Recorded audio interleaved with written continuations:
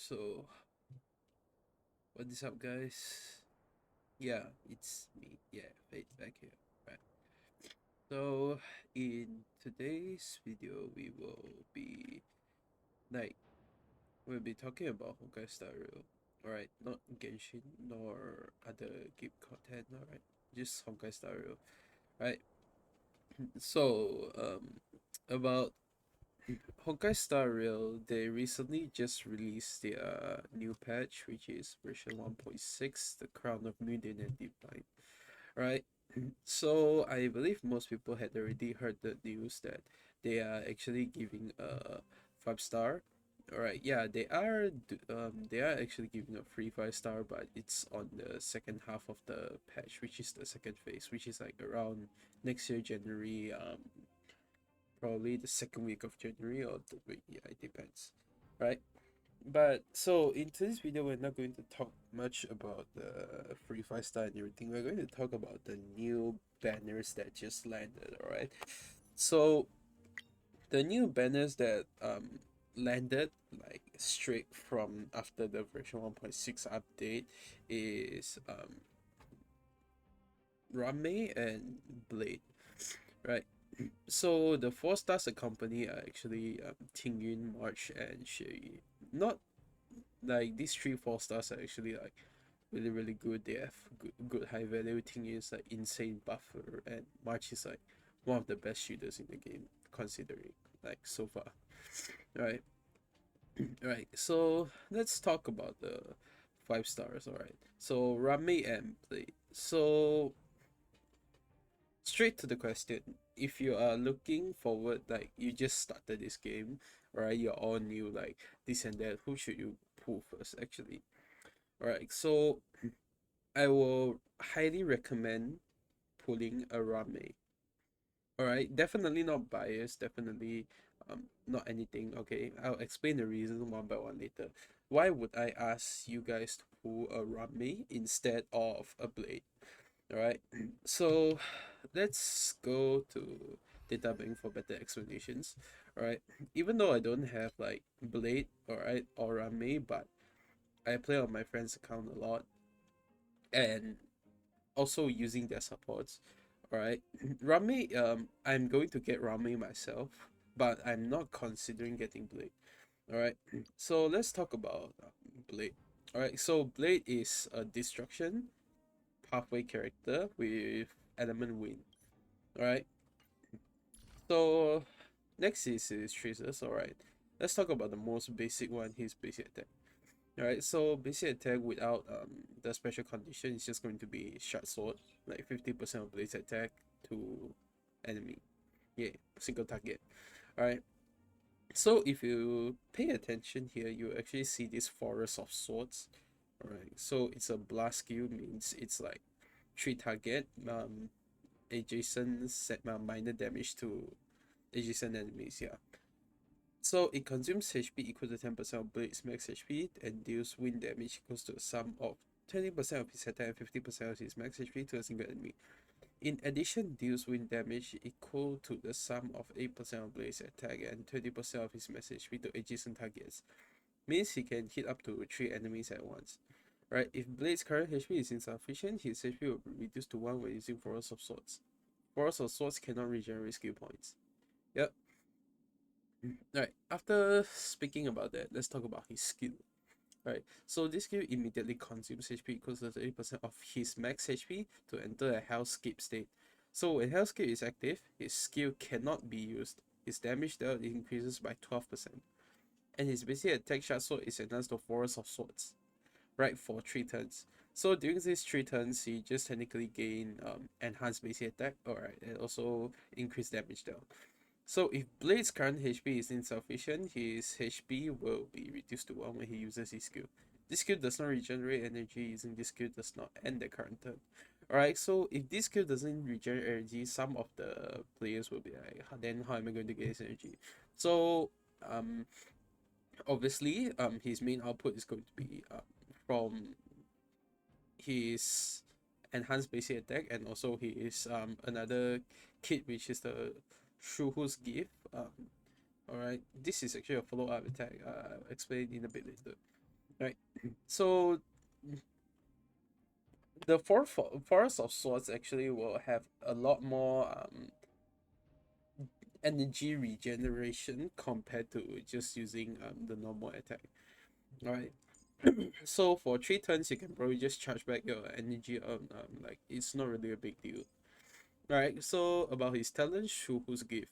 Alright, when Blade sustains damage or consumes his HP, he gains 1 stack of charge. Stack it up to 5 times. A max of the 1 charge stack can be gained every time he is attacked. When charge stack reaches maximum, it immediately launches a follow-up attack on all enemies dealing wind damage equals to 22% of his attack plus 55% of his max HP. At the same time, restores Blade's HP by 25% of his max HP. After the follow-up attack, all charges are consumed. Yep. So technically, you can assume that once he got hit or he attack under enhanced basic attack condition, he can gain 1 stack. Right, five stack, you just launch a follow attack to all enemies, yeah, and then it restores 25% of his HP. Yeah. So alright, his ultimate death sentence. So he sets Blade's current HP to 50% of his max HP, regardless of what HP percentage you are, and deals wind damage to a single enemy equal to the sum of 34% of his attack, 60% of his max HP, and 60% of the tally of Blade's lost HP in the current battle. Right. So at the same time, deals wind damage to adjacent targets equals to the sum of 9.6% of his attack, 24% of his max HP, and 34% of the tally of his HP loss in the current battle. The tally of Blaze HP loss is in the current battle is capped as at 90% of his max HP. This value will be reset and reaccumulated after his ultimate has been used. Alright, so technically you can assume that this thing is a one-time burst, alright? And this thing is technically the lower your HP is, the more damage this ulti will provide, right? Up to a 90% cap of his max HP. Yeah, so you can assume this character is like the lower HP he is, the more the higher damage he will actually have for his ulti. But under majority conditions, you would just play him normally like a normal DPS. You don't have to purposely like shut his HP to very very low just to like for this one ulti damage, right? Alright, so next we are going to talk about the bonus ability on traces, alright. So first we have Vita Infinita. So when Blade's current HP is at 50% of max HP or lower, the incoming healing increases by 20%. Right. So this will help your blade to not die too fast. Alright. So 25% will be increased to like probably 30 or 40, 30 something, or maybe 40%. Yeah. Alright. So next is Never Ending Deaths. So if Blade hits a weakness broken enemy after using Forest of Swords, he will restore HP equal to 5% of his max HP plus 10. Yep. So plus the 25%, you probably get like 30% if you can launch a follow-up attack. Yeah. But this thing also consumes, so yeah. But sometimes this might have surprise, like sometimes this may give you surprises because like the 5% can actually be a game changer sometimes in certain conditions. Right, so the last bonus ability is going to get is Cyclone of Destruction. So damage dealt by talent's follow-up attack increases by 20%. So this thing damage is going to be increased by 20%. Right, and that is pretty much all. Alright, so this character, to make you understand, alright, it's pretty straightforward. Okay, so yes, he scales on attack, but he scales more on HP scaling. Alright. Okay, so HP scaling is one thing. Alright. And the light cone that he is able to use is very picky at certain condition. I believe most people who use blade as support or they have their own blade have already seen the differences between a signature light cone blade and a non-signature light cone blade. The damage output is actually just so obvious. At one point, I feel like this character without a signature light cone, it's like the damage is so low that you almost can't even use him. I mean, yes, you can use him, but the efficiency is going to be slightly lower if you are using him for solo runs or solo farming. That is also one of the reasons why I don't want to like um why I'm not asking like new players who just enter to like pull blade or something, because you're going to get another like free character at the back, which is Doctor Ratio. Alright, so he is a imaginary hunt character, and I believe like yeah, I believe like he can help you solve your DPS issues, even though he is not destruction, like he doesn't have much AoE. And he might be squishy, but for open world DPS users, he is definitely enough. Right? So here is Blade's signature Lycon, the unreachable sun. Alright, so what this does is increase the warrior's crit rate by 18%, alright, and increases their max HP by 18%. When the warrior is attacked or consumes their own HP, their damage is increased by 24%. This effect is removed after the use after the warrior uses an attack. Right? So as you can see, the difference is quite obvious within this and a free-to-play Lycon, which is the best free-to-play Lycon you can get is this. Right? On the 4th of an Aeon, you can get this from the simulator universe, the Herta store. Right. So it says right. So this one is super imposition 1. So whenever the warrior attacks, their attack is increased by 8% in this battle. The effect can step up to 4 times. After character inflicts weakness break on an enemy, the warrior's damage increased by 12% for 2 turns. Alright, even though the attack stack 4 times may be quite tempting, alright, 32% in total, but remember blade scaling is so much higher on HP that attack percent is not worth stacking on him, right? So here are the max like stats, the HP, attack, and defense for him. Yeah, slightly normal. Alright. So for those who didn't grind the Sim Unihata store, alright, if you do gacha, alright, so this is probably the closest you can get. Alright. This is the closest you can get for the Lycon. Right, so this is Arlan's signature Lycon, but you can also work on Blade because it's both are destruction Lycon. Right, so increases damage dealt by the warrior by 20%. The warrior also deals an extra 20% of damage to enemies whose current HP percentage is equal to or higher than the warrior's current HP percentage.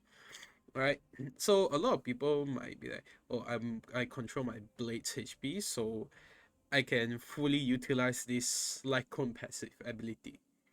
Alright, so to be dead honest, I've seen multiple Blade plays before, unless you are really running solo Blade. If not under majority conditions, if you just put a minor healer in your team, your Blade HP will never actually go low. Yeah, so the only thing you're going to fully utilize is increases damage dealt by 20%. The other half is technically just a joke. Yeah, the other half is technically just a joke. Unless you met enemies that they can like one shot your play HP to like really low, yeah, then maybe this will work. Even though this will work, like it's still not that much because it's just another 20%. Unless you are like super in position 5, then that's a really big difference. Alright, but it's still very low. Consider that you already know how much this thing is actually giving you value. Yeah, even the HP like is just more solid. It's just 1270 there. Yeah, and also increases the crit rate, max HP, and also their damage. Yeah, so that's why I said better don't go for Blade if you just enter this game, because not just Blade is hard to farm for, his his kit is also very picky. Alright, like picky as in the light cone.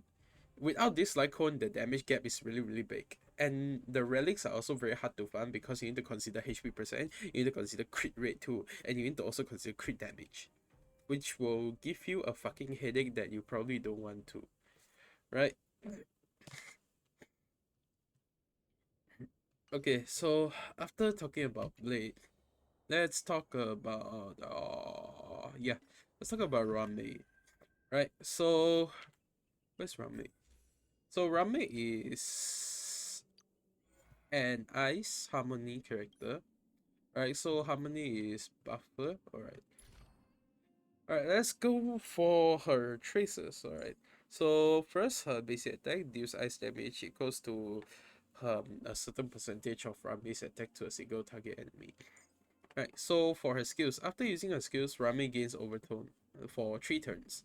Right, this duration decreases by 1 at the start of her turn, and when Rami has overtone, all allies' damage increases by 16%, and weakness break efficiency increases by 50%. So having this skill activated means your team gets to break weaknesses much more faster. Alright, and I believe I don't have to say how important weakness break actually is. Alright, besides delaying enemy actions, and you can also trigger special effects that can help you to create a miracle during a combat. Alright. So next her talent. Alright. So the talent increases speed by 8% for the team, excluding this character. When allies break an enemy target's weakness, Rame deals um to this enemy target break damage equals 60% of ice break damage. Yay. So technically stacking break effect on her is quite kind of good. Alright. Okay. So for her ultimate, Rami deploys a field that lasts for 2 turns. The field duration decreases by 1 at the start of a turn, while inside the field all allies all type rest pen increases by 15%. And the attacks apply Tornado Plume Rebloom to the enemy's hit when these enemies attempt to recover from weakness break. Alright, so when the rebloom is triggered, extending the duration of their weakness break, dealing their action by an amount equals to 30% of Rami's break effect plus 10%, and dealing breaking damage equals to 30%. Okay, enemies cannot have the rebloom effect reapplied to them until they recover from weakness break. So, how good is this thing actually? So, you can assume that if the enemy wants to recover from weakness break, they won't recover immediately. They will break and they will delay for a bit more. Alright, so this thing is technically a game changer compared to the past. Alright, compared to the past where and then when you see enemy recover from weakness break, you are probably like doomed or something if your character is like really low, or the enemy is almost dead but you don't have enough time, you need to wait for their turn. Alright, but this is an absolute game changer. Alright, why is it an absolute game changer? Because you technically get another chance when the enemy wants to like recover from weakness break, because this will like delay and also break them. Right, so means that you also get more action chances, or more like or more actions before the enemy actually recover from weakness breaks. Right, so that's all for her skill set. All right, let's talk about traces. Right, yeah, so first we have inert respiration. So it increases break effect by 20% for all allies, including herself. Right, next is Dane's Wayne Thoughts Wax. Rame regenerates fire energy at the start of a turn. Yep. Okay, lastly is Candlelights on Still Waters. So in battle, for every 10% of Rame's break effect that exceeds 130%, her skill additionally increases allies damage by 6%, up to a maximum of like 36%. Yeah. So you can assume you can have 60% to maximize this passive, right? So maybe you need to stack a total of 180% of break effect. Actually, it doesn't really matter since this thing have like break damage according to her ice break damage. So you don't really have to just hold yourself at 180. You can actually hold beyond this, right? Like maybe 200 something. I actually don't know. Alright, so technically that's about it. So about her light cone, so Harmony light cone, I will highly recommend her own one because like her own light cone is actually very broken. So it increases the wearer's break effect by 60%. So by having this, you already fulfilled the conditions, alright, as for the talent I said just now, you already fulfilled this condition, right? And also when the wearer uses their ultimate, increases all LS damage by 24%, lasting for 3 turns. Should the wearer's break effect exceed or equal to 150%, which is definitely like I would say, oh wait, I forget to tell you that the 120% is not the base, alright? But putting artifacts inside and shoving all the break effects, you can just like easily bypass it. Like, so should the wearer's break effect exceed or equal to 150%, one skill point will be recovered. Alright? And at the start of each wave, all allies regenerate 10 energy immediately. Effects of the same type cannot stack. Right, so having this icon on the team means your team can cycle the yeah, they can cycle their ulti faster, and also they have like insane buffs of damage. Yeah, so this is why like this icon, even though you don't like you're not into Rame, like you might not be playing the character, but I will highly recommend you to just like pick this Lycone up. Like this Lycone is just so broken compared to other Lycones. Right.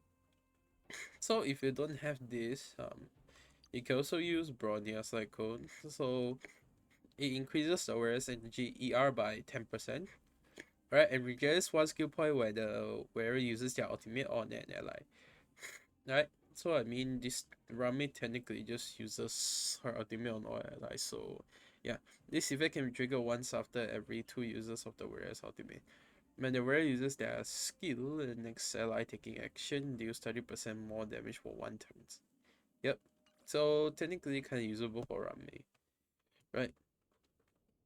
So or you can also use the memories of the past. This is a 4-star icon. So it increases the wearer's break effect by 28%, and when the wearer attacks additionally regenerates 4 energy. This effect cannot be repeatedly triggered in a single turn. Right? Helps with a bit of ER and also increase your break effect, which is I personally think this is quite good in my opinion. Right, so planetary randomness. Alright, so this is Asta's signature icon. So after entering battle, if any ally deals the same damage type as the wearer, the damage that increases by 12%. So this only works under one condition, which is mono element team. Alright, next is Dance Sense Dance. So when the wearer uses their ultimate, all allies actions are advanced forward by 60%.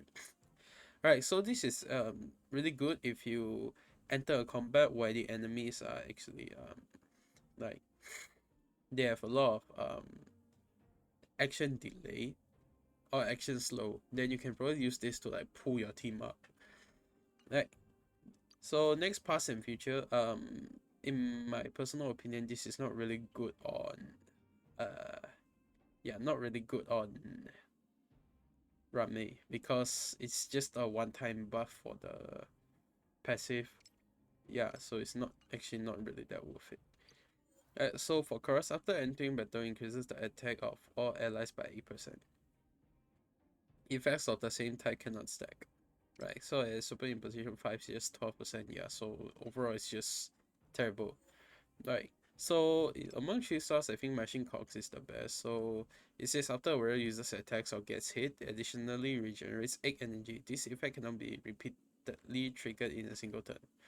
Right, so 8 energy is actually a lot, and considering this is just a 3-star icon, so you can actually get it pretty often.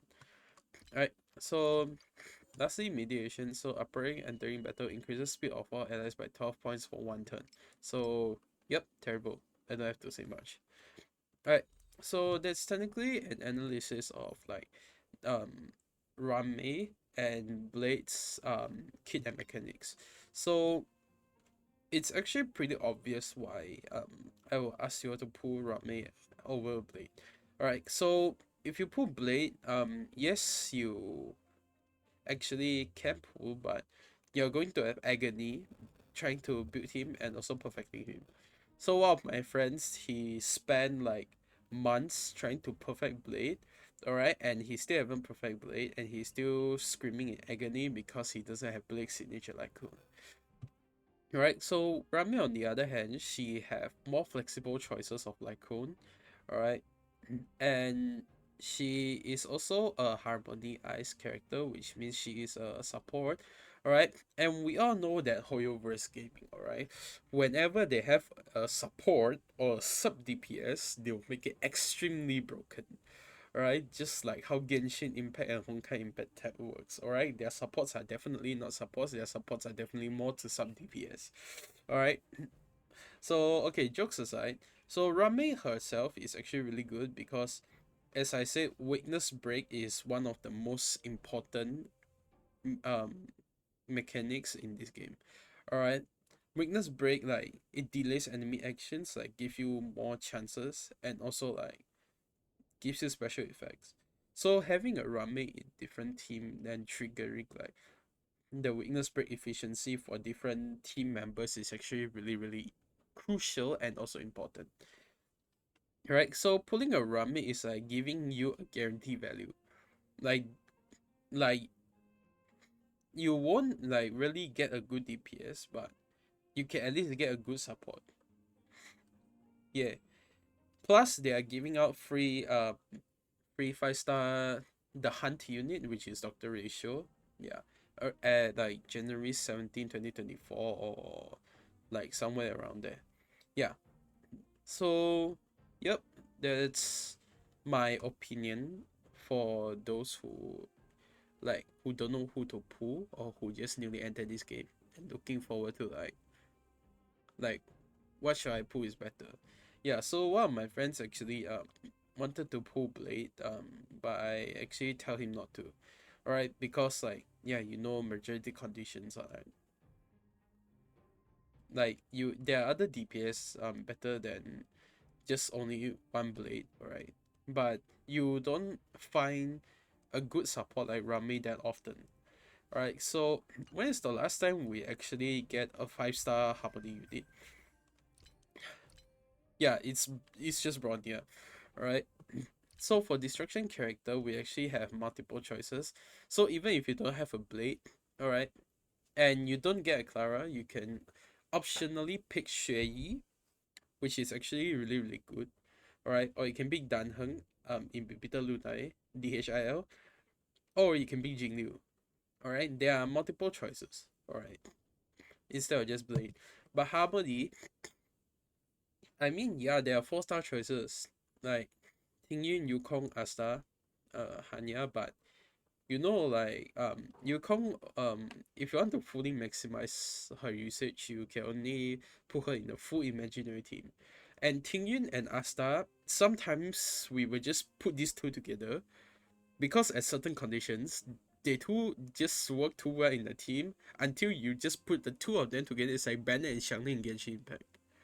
You just put these two together and your DPS can do like 5 or 6 DG. That's how broken these two actually are. Alright, and Bronya, I actually don't want to talk about this. Yeah. Yeah. Why do I not have Bronya? Because I have an E2 Yanqing, an E1 L, and two Japat Lycon copies from fucking Standard Banner. Yeah.